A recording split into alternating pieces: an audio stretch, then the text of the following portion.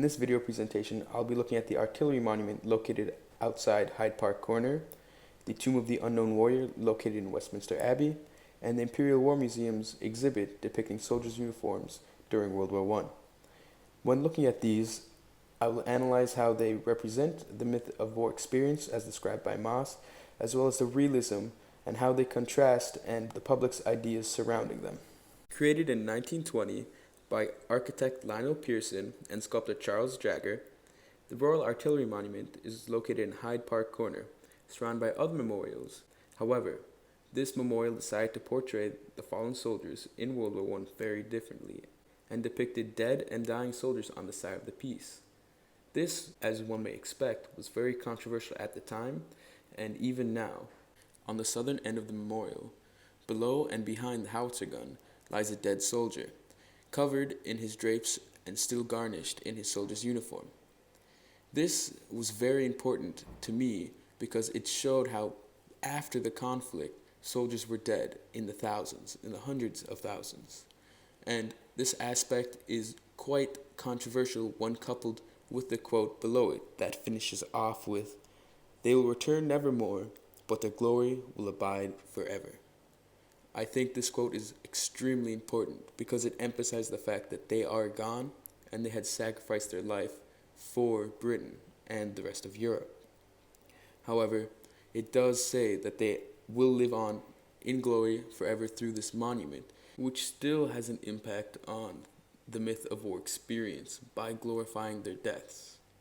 However, I do believe that this is counterbalanced with the images depicted on the side of the piece, depicting soldiers in the middle of combat and wounded soldiers being carried by their fellow man.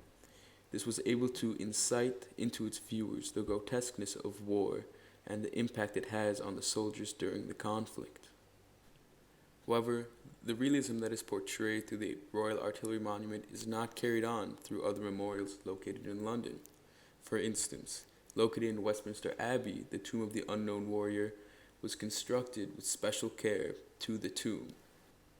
Also created in 1920, the Tomb of the Unknown Warrior revolves around symbolism, with the buryment of a singular soldier to represent all the other soldiers that had fallen on the battlefield.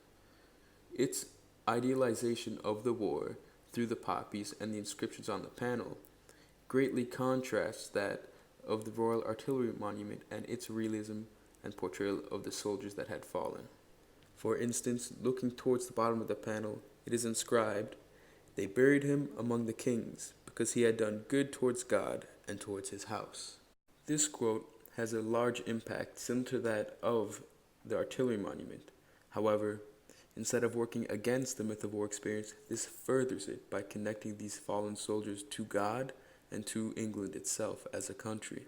This can further be seen in the Imperial War Museum's exhibit that holds clean and well-kept uniforms of the soldiers in the war. Although further in the exhibit it does show a more grotesque version, it never truly shows the true version of war that soldiers experience.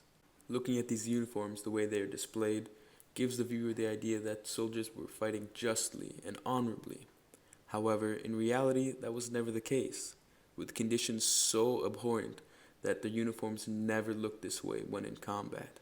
I believe the Imperial War Museum has to take a more truthful approach in depicting the soldiers' lives. It should not have to hold back in showing its viewers how grotesque and violent war was and how it impacts the soldiers' minds and physical bodies every single day, during the war and even following the conflict. Reflecting on this topic, I find that's extremely important for memorials and museums to portray the truth behind war while still honoring the soldiers who sacrificed their lives for a greater cause. And if you look towards the Royal Artillery Monument, I believe you could find great inspiration in how it was able to portray the soldiers on the battlefield and the death following the war, but still honor the sacrifice of these artillery men.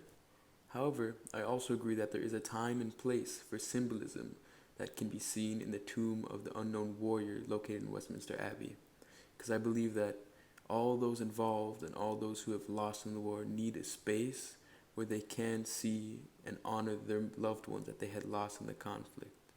Thus, we must look for a balance between depicting war in its true grotesque form and giving people the opportunity to mourn their loved ones, because it is as important to mourn the dead as it is to educate the living on the grotesqueness of war.